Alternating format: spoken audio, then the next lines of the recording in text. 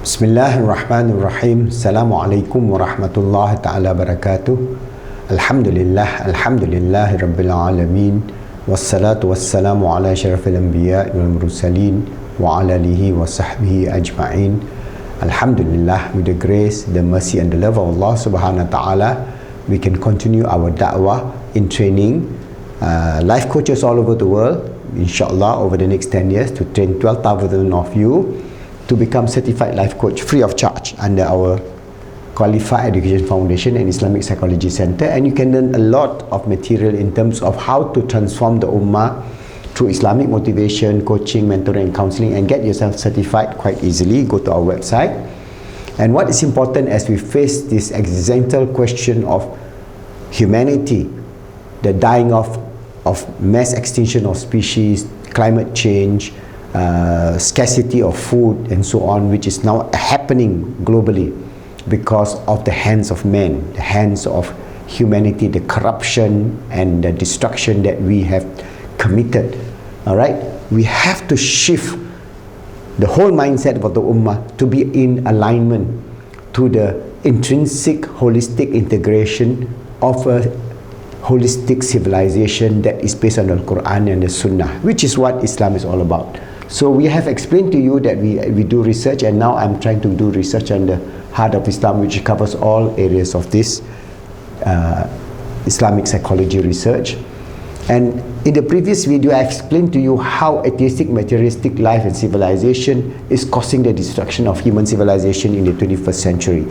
If we are not careful, this 100 years will be the last 100 years of the existence of humanity on this earth. This Qiyamah, whether it's Qiyamah Sugra or the bigger Qiyamah, whichever that Allah has ordained upon. But we have time. According to the Intergovernmental Panel for Climate Change, IPCC, we have about, inshallah, 10 years for us to rectify so that we can avoid this calamity that is so destructive. It is beyond human imagination. Alright, so I've explained to you how since the day that Allah created humanity and gave us this consciousness, the ability to think, we have this inner speech in which we can then differentiate between what is good and bad, and then we have the free will to exercise our existence on this earth. We are not just a mere physical being, we are a spiritual being living temporarily in a physical realm as ordained by Allah, as a school of learning, a school of experiences, experiential learning. So even for the Indian civilization, the Chinese civilization, the Mesopotamian civilization, all the traditional value system, they have this understanding of the awe and the grandeur of the Creator who put all beings into existence, and they have understood the whole integration of the self within the framework of nature. That is, some they call it good earth, mother earth, and how they live in eco-balance with all creation that Allah has blessed on this planet Earth, this teeny weeny little rock that has no actual value except the value that's ordained by Allah. So when Islam came, it brought about these higher values of how we can be an integrated human being, exercising our full potential in terms of our consciousness, the spiritual, emotional, mental, physical self, all integrated as one complete balanced package to be the steward on this earth, to look after all the creatures. We are looking after everything, but not to destroy, not to harm them, but we are taking the wrong direction. That's why Islamic civilization brings up here, but then the Dark Ages, the colonization in the 15th to 18th century, the 19th to 21st century greedy civilization of fossil fuel, burning coal, gas, oil, diesel and so on. Finally, we reach this climate change in which the carbon dioxide level from that had never happened for more than 1 million years, 280 part per million, now is more than 415 part per million, which never existed on this planet Earth based on the ice core record for the last 100 million years. So you can imagine what kind of destruction that we are doing by just burning, digging, burning, and then we destroy the whole atmosphere. So this human-induced climate change, the sixth mass extinction, scientists has predicted if nothing is being done, the year 2010, that is 80 years from now, we all be gone. So we have 10 years. So how are we going to understand this? And how are we going to understand this from the perspective of Islam? Because Allah has predicted this. There is in the Qur'an many verses on the need to take care of the ecological balance of this earth and not to cause destruction or corruption with our own hands. So I'm going to recite to you a verse of the Qur'an from Surah Rum, verse 30 to 41. A'udzu billahi minasyaitonir rajim. Bismillahirrahmanirrahim. Zaharal fasadu fil barri wal bahr bima kasabat aydin nas liyuzikahum ba'dalladhi wa'amilu la'allahum yarji'un. The translation, corruption or destruction has appeared in the land and the sea. That means this whole universe, this earth, the order of which the universe has been broken, and natural calamities begin to appear because of the corruption and the destruction that we have done with our own hands. Remember, so on account of what the hands of man has wrought, so we are the one are destroying it, that He, Allah, may make them taste a part of that which they have done. So we'll have a taste of the suffering, the pain, the scarcity of water, the food, the heat stroke, and so on, so that they may return. That means they may return from the wrong path, so that they return back to the right path. This is Surah Rum, verse 30-41. So this is a very direct reference to climate change.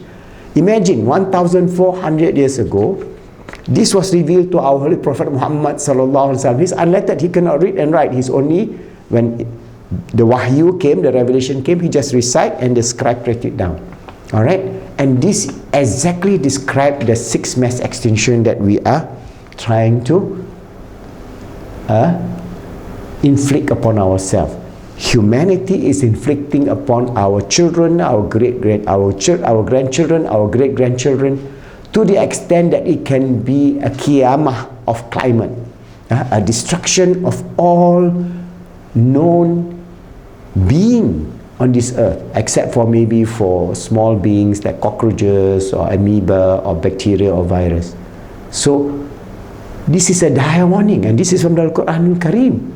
So Allah tells us that our hands has worked this destruction, so it is our duty now as a steward and as the Khalifa of Allah to reverse. And how to reverse? We must all get together. So we must have all the world leaders to work together to remove, to reduce the emission of greenhouse gases, carbon dioxide, methane and SO4 and so on, SO2. All those must be removed. But if we do not do that, then we are approaching closer and closer towards a climatic disaster, first with the destruction of species in water. In the water, that means Allah tells us corruption has appeared on the land. That means we have destroyed our forests, Amazons.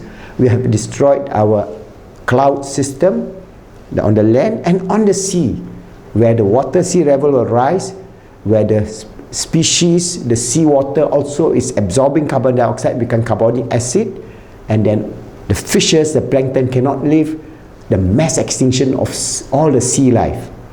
And with the mass extinction of the sea life and the mass extinction of the life on this earth, we are losing about 200 species every day now. And maybe within 10 years, if nothing is being done, there will be very few species on this earth, very few species of insects, especially the bees and so on. So by then, the whole food system will have not much grain, we will not have much fruits, we will have not much food. What shall we do with the 7 billion humanity on this earth? There will be a huge chaos, there will be a huge collapse, and 10 years from now, if we are not careful, that can happen. Some scientists say maybe 30 years from now. So we do not know.